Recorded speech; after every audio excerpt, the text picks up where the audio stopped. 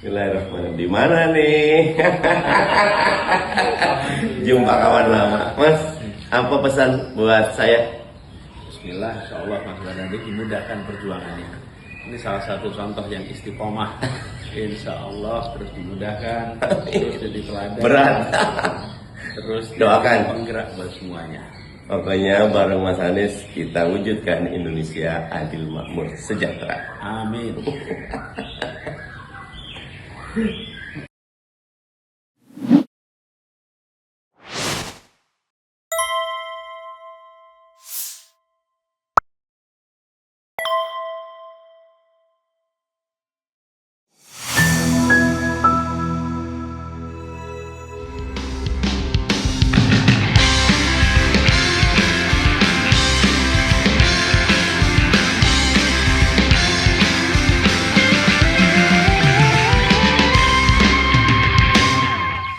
Oke, PKS nasihati Anies tak gampang bikin parpol ya, Republik Merdeka.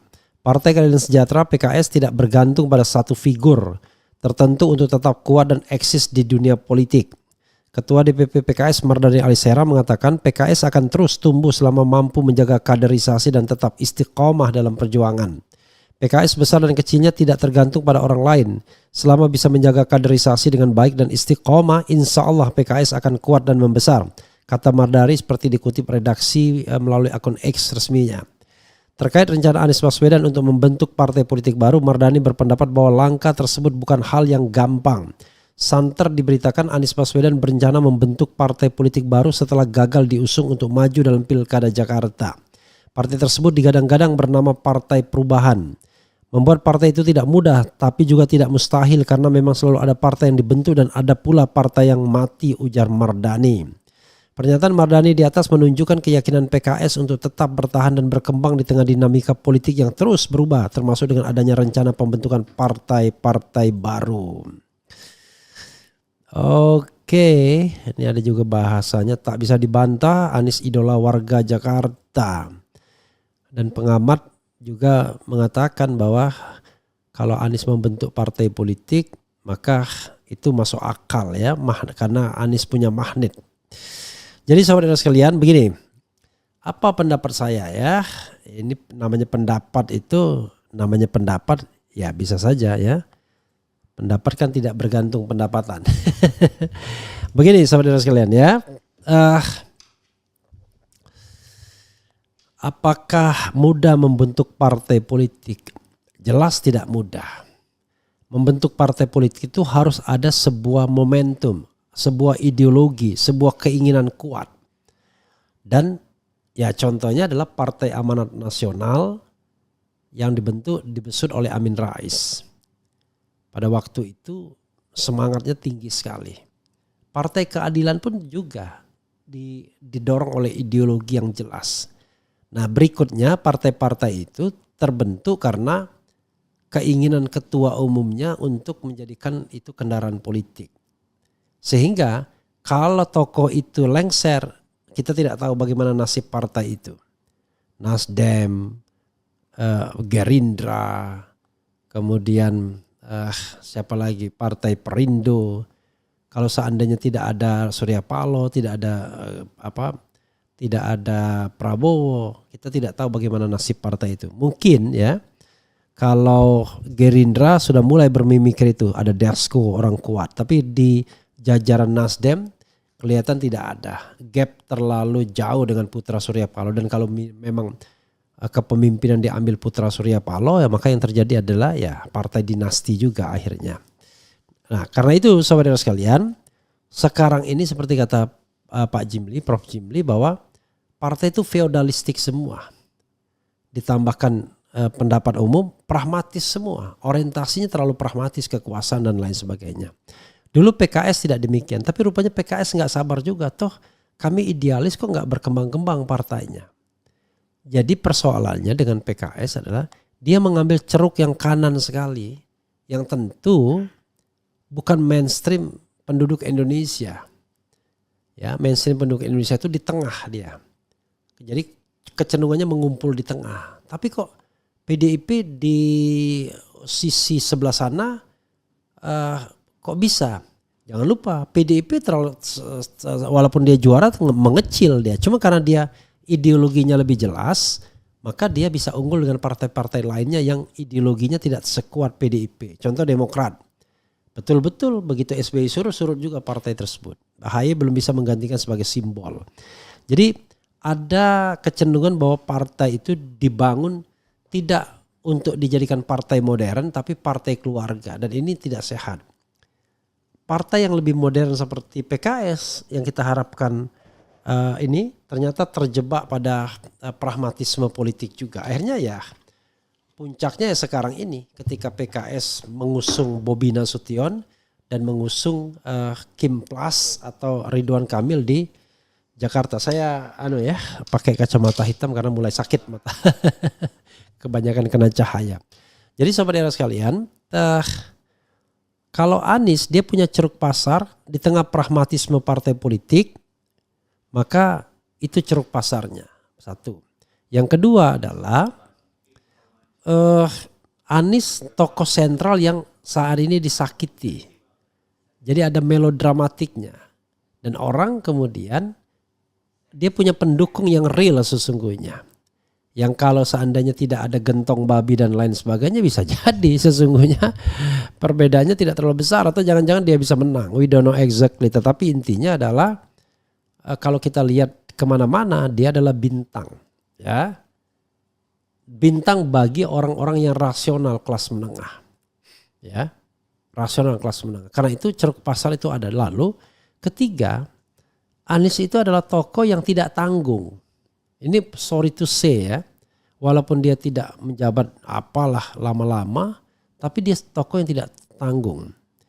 Dan jadi ada tiga faktor itu yang bisa membuat partai ini bisa berjalan baik. Pertama adalah partai ini muncul dari antitesa terhadap pragmatisme politik yang ada, dari kecurangan pemilu, dari kecurangan pilkada DKI, sehingga ada sentimen di situ. Nah oke lah, ada sentimen mungkin tepatnya. Yang kedua, Anies bukan tokoh yang tanggung, ya.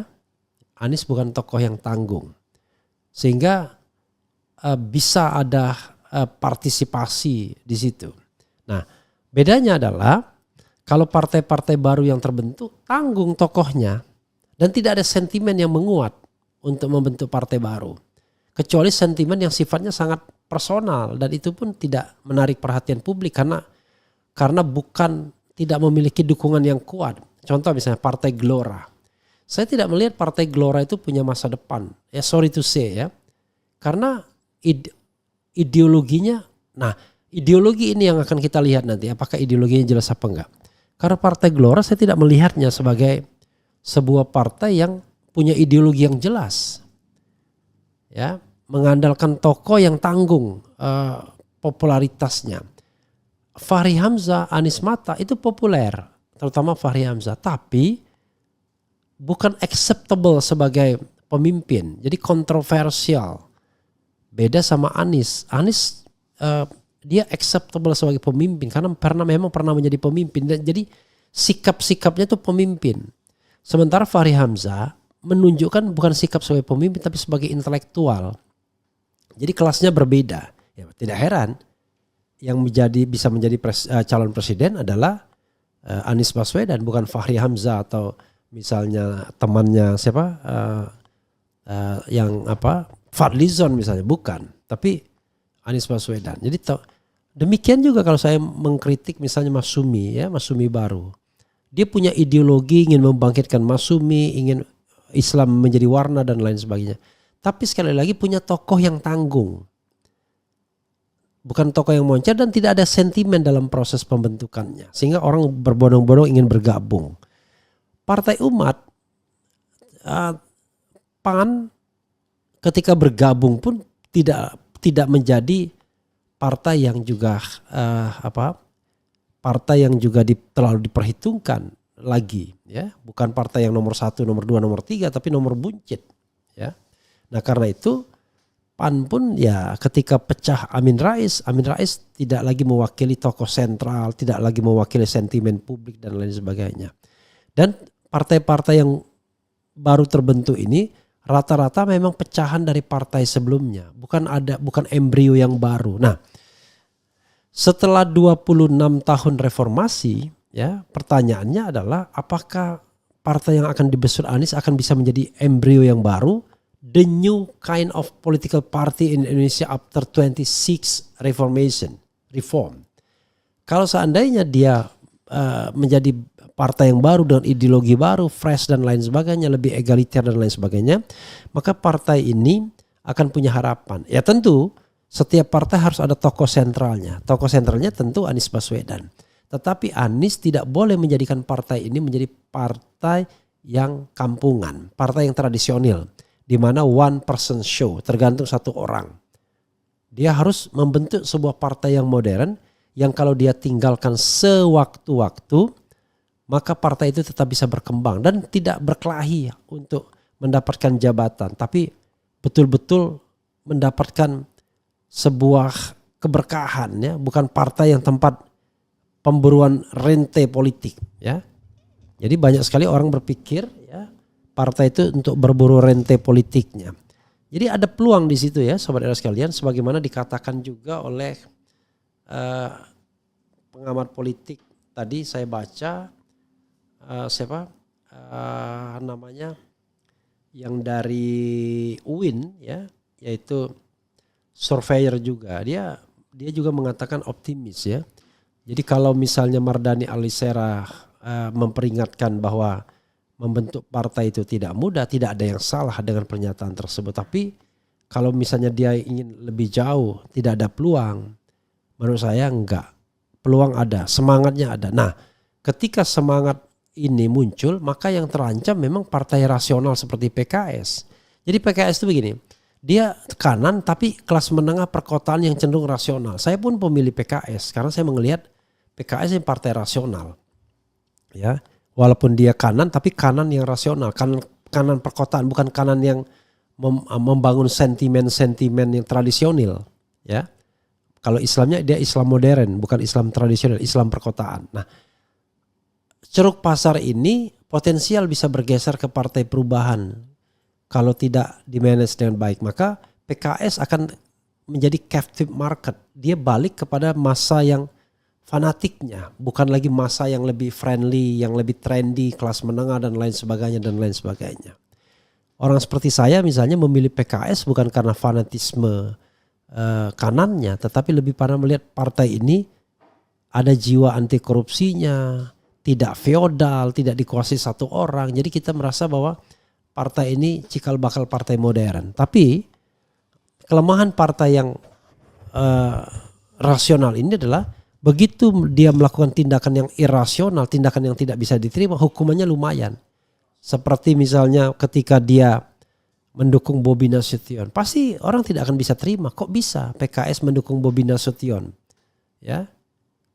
Kemudian di Jakarta, kenapa dia meninggalkan Anies Baswedan? Kok bisa meninggalkan Anies Baswedan? Padahal kalau dia pepet Anies Baswedan, mungkin dia tidak pernah akan terpikir membentuk partai politik dan tinggal waktu saja akan masuk PKS. Tapi yang terjadi kan tidak demikian akhirnya. Nah, tetapi memang partai seperti yang akan dibentuk Anies ini harus merekrut orang-orang yang memang punya idealisme, yang punya keinginan, dan jangan tergoda untuk menjadi partai besar dengan menghalalkan segala cara, tapi partai yang Spartan, membangun idealisme sehingga dia akan bisa bertahan dengan apapun. Sehingga misalnya orang-orangnya tidak bergantung pada partai, hidup sendiri-sendiri. Seperti PKS kan, orang tidak hidup di PKS tapi sendiri-sendiri. Tapi banyak partai politik yang hanya ya sekedar menjadikan partai sebagai vehicle. Ada yang hidup di partai itu dengan nikmat, ya, karena kebetulan ketua umum partainya orang kaya, punya jet pribadi dan lain sebagainya, sehingga ada jiwa pembohiran dan ada jiwa untuk menikmati. Kalau partai yang dibentuk Anies tentu tidak akan dikuasai oleh segelintir elit yang punya uang, karena pastilah orang yang beruang, orang yang kuat nggak mau juga membantu jor-joran karena akan mungkin membahayakan bisnisnya. Maka yang terjadi adalah ya kekuatan-kekuatan bersama saja yang akan membangun partai ini. Syukur-syukur ini partai bisa hidup dari iuran anggota yang memang harusnya diutamakan dalam membentuk partai politik. Jadi saran saya kalau memang Anies Baswedan mendengarkan ini, segeralah menginisiasi pembentukan partai politik tersebut. Segera agar kemudian apa namanya istilahnya, jangan sampai kemudian api itu menjadi redup. Loh, kalau ada pendukungnya kok bisa redup? Oh, momentum itu penting, bro. Kalau kita tidak menjaga momentum, ya, kalau kita tidak menjaga momentum, bisa jadi orang semua kocar-kacir di tengah ketidakpastian. Karena tidak semua orang bisa bertahan lama dengan idealismenya, ya. Terutama ya di situ ada tekanan ekonomi yang membuat orang kemudian bisa melacurkan diri kemana-mana kan. Begitu ya Bro Mardani ya. Saya minta maaf karena for this time saya berbeda pendapat. Tapi kalau saya baca beritanya ya Anda menasihati bolehlah. Tapi dalam benak pikiran Anda kan partai ini kalau berdiri kan akan menjadi ancaman bagi PKS. Bukan PKS inti yang sudah punya captive marketnya. Tapi PKS yang di lingkaran yang luar seperti saya. Bukan anggota PKS tapi memilih PKS karena rasionalitasnya. Nah, lingkaran luar itulah yang akan bisa mudah lepas ya. Yang tadinya mungkin memilih PKS tiba-tiba dia ke partai yang dibesut Anies Baswedan.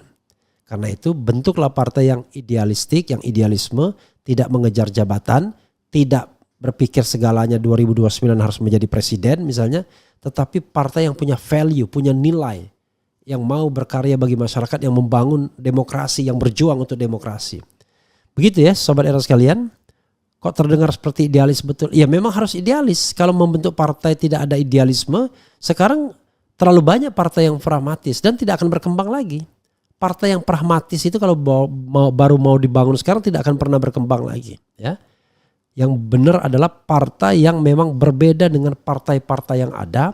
Dan itu tidak mudah, benar tidak mudah. Tapi bukan berarti ini bukan momentumnya. This is the momentum ya. Jadi tidak ada lagi momentum sebaik ini untuk mendirikan partai politik. Kalau seandainya Anies lama jedahnya ya dari hiruk pikuk politik, orang kemudian nanti akan terserah pada isu-isu lain. Nah, this is the time to set up a political party. Soal deklarasinya kapan, nah nanti kita bicarakan lagi ya. Begitu Sobat Era sekalian. Dan kelihatan betul ya, kalau kita ngomong tentang partai politik, banyak partisipasi. Orang senang kalau kita bicara tentang partai politik yang kira-kira akan dibuat oleh Anies Baswedan. Ya. Oke, dan ini pasti menggetarkan partai politik itu. PKS susah dia menjadi partai yang besar karena terlalu kanan. Jadi ceruk kanannya terlalu terlalu luar biasa. Begitu ya Sobat RH sekalian. Saya akan bacakan komentar Sobat RH sekalian dari sini ya. Jadi itu yang harus kita garis bawahi ya.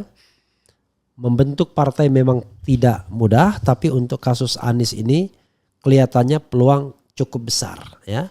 Nah, peluang itulah yang kemudian harus dimanfaatkan sebaik-baiknya ya. Sebaik-baiknya. Oke, kita bacakan ya. Orang baik jujur berprestasi disingkirkan, orang maling dipelihara didukung. PKS ketakutan pendukungnya beralih ke partai besutan Pak Anies. Hebatnya Anies bikin kalian menghina, hahaha. Partai-partai yang ada saat ini semuanya hanya mementingkan golongan saja, tidak memperjuangkan rakyat. Tenggelamkan partai buatan oligarki. PKS turun 2029 jadi 5%. Sama seperti saya. Maju terus Pak Anies, PKS takut salah saing. Suaranya kalah sama partai Abah. Goodbye PKS. PKS takut kadernya pada pindah ke Anies. Hancurkan PKS. Partai Arah Indonesia Raya, air. Luar biasa. Kalau begitu cair ya. Kalau cair nanti Bahlil ngomong cair barang itu. Betul Bang Repi, saya sekeluarga mau keluar dari simpatisan PKS. PKS ngomong gitu pastinya ketakutan kalah telak. Kalau partai perubahan, partai PKS pasti kalah telak. Insya Allah perubahan jadi partai pemenang. Tapi harus dijaga, jangan ada penyusup partai yang orang jual partai. Maaf Pak, Tak segampang itu kami kembali percaya pada PKS, siap mendukung. Ternyata PKS jadi boneka Gibran. Karisma nggak ada yang jual. PSK sudah ketakutan. Mari Bung rebut kembali karena banyak permainan di negeri ini. Anies bikin partai PKS tergerus karena kecelakaan menjadi partai sedikit menjilat Mulyono. Relawan sudah mengakar rumput, mudah aja tuh buat partai. Anies 3%, PKS 4%. Maksudnya apa? Oposisi PDIP dengan Anies. Orang baik jujur berprestasi disingkirkan, orang maling dipelihara didukung. Saya selama tahun ini milih PKS, kini berpindah ke partai yang mau didirikan Anies. PKS tidak akan hancur. Jadi begini, tetapi jangan salah ya. PKS ini tetap akan ada, dia captive marketnya tetap ada ya. Dan tetapi membangun partai berbasis nilai ya dari masyarakat itu tidak gampang. Kalau terjadi apa-apa, masyarakat bisa sangat kecewa. Kenapa partai seperti Gerindra kuat, partai seperti Nasdem bisa kuat? Ya karena ditopang oleh modal finansial yang besar dan punya tokoh yang kuat ya.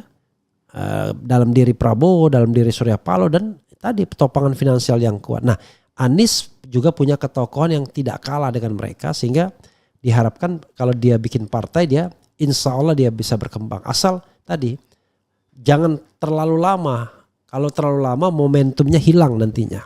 Yakin nggak? Percaya nggak ya? Kalau kita lihat misalnya sobat era sekalian, polling yang pernah diadakan kemarin ya, itu jelas sekali bahwa mereka menghendaki partai politik dan mau bergabung menyatakan ya, walaupun kita tidak up lagi pollingnya ya, pollingnya sudah di bawah, tetapi bisa kita lihat ya bahwa pollingnya itu jauh sekali di bawahnya. Nah ini ya, ada 104 voting ya satu hari yang lalu. Jika Anies dan kawan-kawan membuat parpol, apakah Anda mau bergabung? Mau bergabung ya, bukan sekadar setuju saya mention. 104 yang voting ya, mau bergabung itu 86%. Tidak mau bergabung 10% saja, ragu-ragu 3%. Jadi kalau misalnya kita bicara mengenai orang yang pasti tidak, cuma 10% saja, ragu-ragu masih bisa dipengaruhi. Jadi mayoritas menginginkan mau bergabung dengan partai ini. Dan biasanya kalau aspirasi itu dari bawah, orang-orang itu akan terseleksi, rasional ya, berpendidikan, anti korupsi dan lain sebagainya. Tetapi yang penting adalah buatlah partai seidealis mungkin. Wah, nggak bisa berkembang. Banyak orang Indonesia idealis yang tidak tertampung dari partai-partai yang ada. Jadi jangan jadi partai pelacur. Jangan jadi partai yang ngambilin duit-duit kandidat untuk keuntungan pengurusnya dan lain sebagainya ya. Hiduplah misalnya dari fundraising yang halal, yang benar ya. Sehingga ya diridhoi oleh Yang Maha Kuasa. Tapi kalau untuk fundraising yang gak jelas ya, itu maka kita partai itu ya sama aja akan jatuh kecomberan juga partainya. Ya. Oke, saudara sekalian saja mudah-mudahan kita berhasil. Dulu Eros Jarod membuat partai, tapi ketokohan Eros Jarod tidak terlalu kuat. Itu persoalannya. Walaupun dia bikin partai idealis. Ya, itu saja saudara sekalian. Mudah-mudahan partai ini segera terbangun dan kemudian kita bisa menyaksikan bahwa di Republik ini ada harapan untuk menjadi bangsa yang besar dengan cita-cita dan idealisme yang besar pula. Ya, tapi tolong jangan rekrut orang-orang yang selama ini menjadi parasit di sekitar lingkaran ada. Terutama orang yang hidup justru dari sepak terjang Anies. Jangan begitu. Cari orang yang tidak memanfaatkan jabatan Anies untuk hidup. Kalau itu yang dia rekrut terus-menerus, hancur from the beginning ya. Itu sobat era sekalian. Wassalamualaikum warahmatullahi wabarakatuh. Keren jadas. Ciao.